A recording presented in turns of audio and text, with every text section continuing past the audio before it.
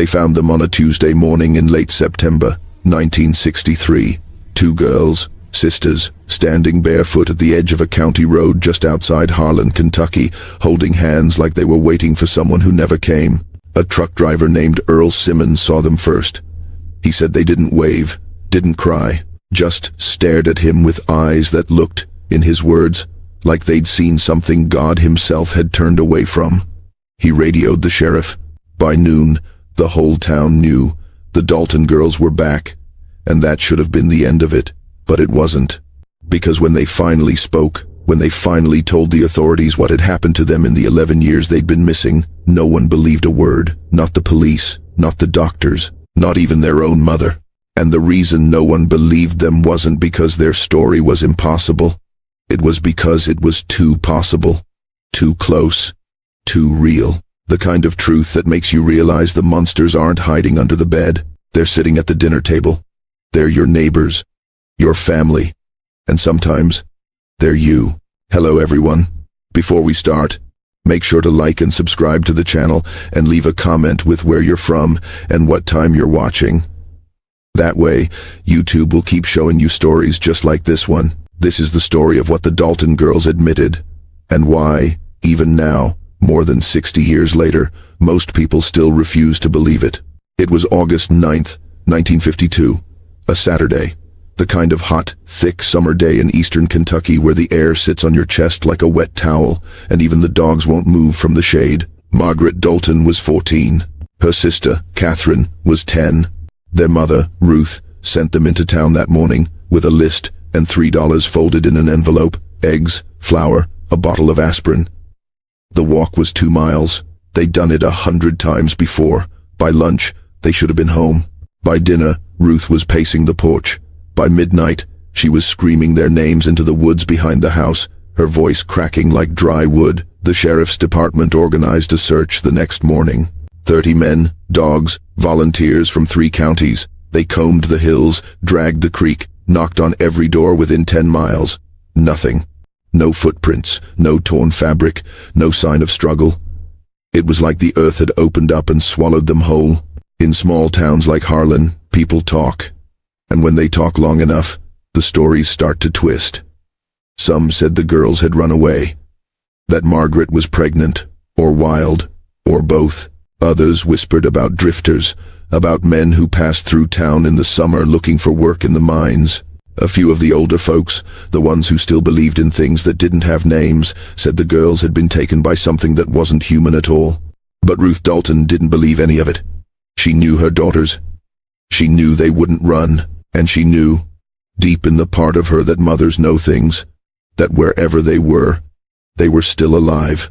She was right, but she would spend the next 11 years wishing she'd been wrong. 11 years is a long time. Long enough for a town to forget, long enough for a mother to stop setting 2 extra plates at the table, long enough for the missing persons posters to fade and peel off the telephone poles like dead skin. By 1963, most people in Harlan had moved on. Ruth hadn't. She still kept their room the way it was. Still walked to the edge of the property every evening at dusk and stood there, waiting, like some kind of human lighthouse hoping to guide them home. And then, on September 24th, 1963, they came back. Not in pieces, not in a ditch, not as bodies pulled from a river. They walked out of the woods, hand in hand, wearing clothes that didn't fit and shoes that weren't theirs. Margaret was 25 now, Catherine was 21, but when Earl Simmons saw them on that road, he said they looked younger, smaller, like something inside them had stopped growing the day they disappeared. The sheriff brought them to the station first, protocol. They sat in a room with pale green walls and a table that wobbled, and for 3 hours they didn't say a word. Not to the officers, not to the doctor who checked them for injuries, not even to each other. Just sat there, holding hands, staring at nothing. It wasn't until Ruth arrived, until she fell to her knees in front of them and sobbed so hard she couldn't breathe, that Margaret finally spoke.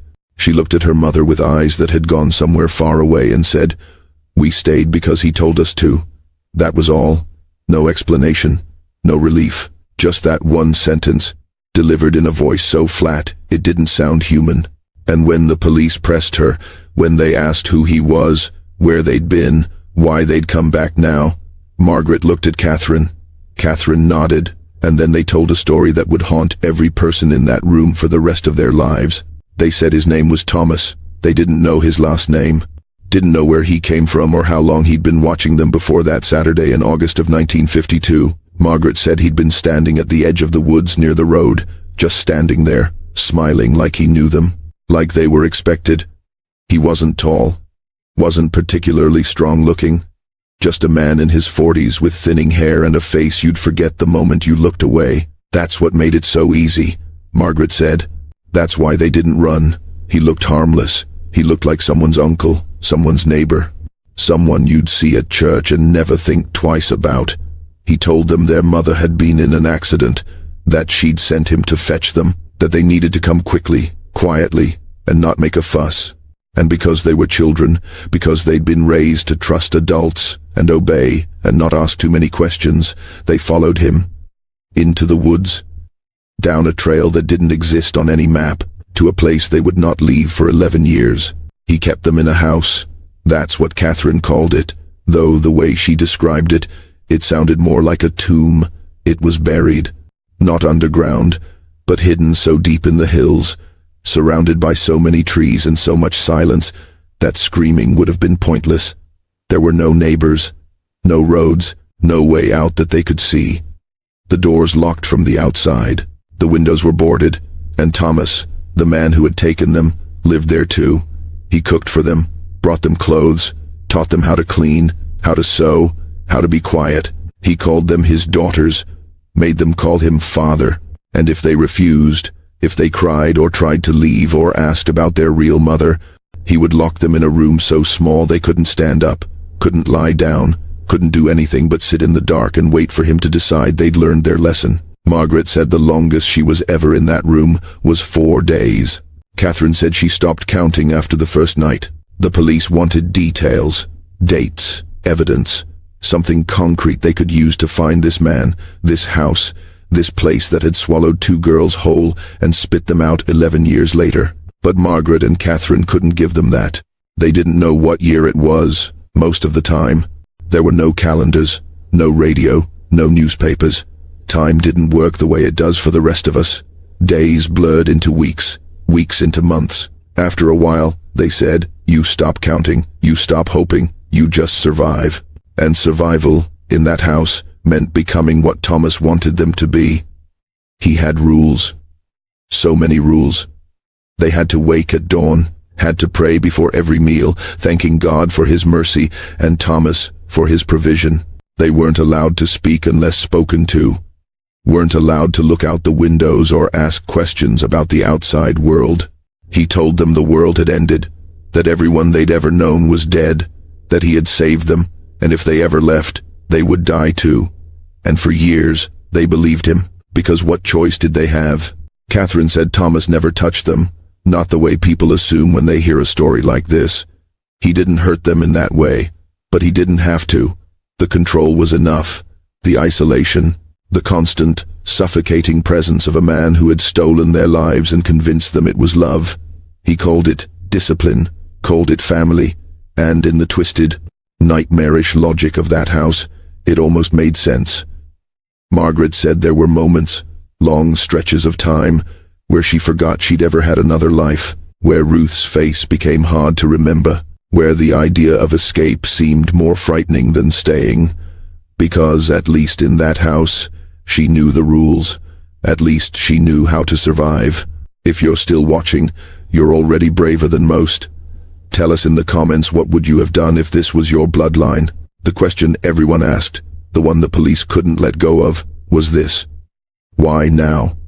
Why, after 11 years of captivity, did the Dalton girls suddenly walk out of those woods in September of 1963?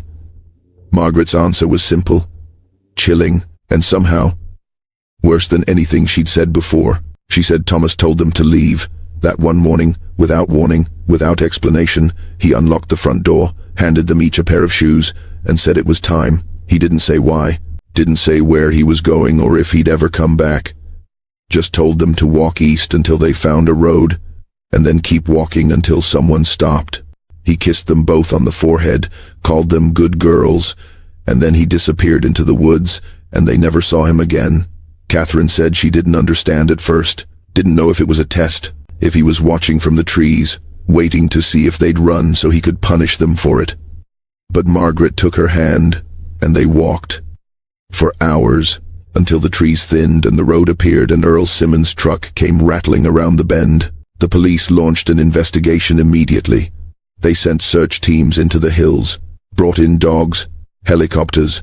They interviewed everyone in Harlan and the surrounding counties, looking for anyone who matched Thomas's description or knew of an isolated house in the woods. They found nothing. No house, no man, no evidence that any of it had ever existed. The areas the girls described didn't match any known trails or properties. The timelines didn't add up. And the more the authorities dug, the more holes appeared in the story. Margaret couldn't remember if the house had one floor or two. Catherine said there were chickens, but Margaret didn't remember chickens. They couldn't agree on which direction they'd walked or how long it had taken. And when pressed, when investigators tried to nail down specifics, both girls would go silent, shut down, stare at the floor like they were somewhere else entirely. Within 2 weeks, the case went cold.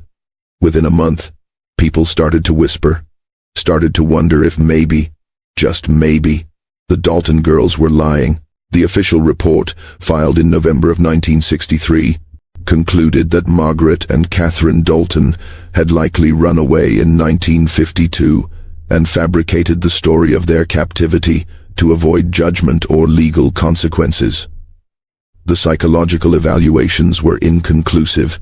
One doctor said they showed signs of severe trauma consistent with prolonged abuse. Another said they exhibited symptoms of shared delusion, a rare condition where two people reinforce each other's false memories until neither can separate truth from fiction. The local newspaper ran a small piece suggesting the girls had been living rough, possibly with drifters or in abandoned mining camps, and had invented Thomas to explain away 11 years they were too ashamed to account for. Ruth Dalton never spoke to a reporter again.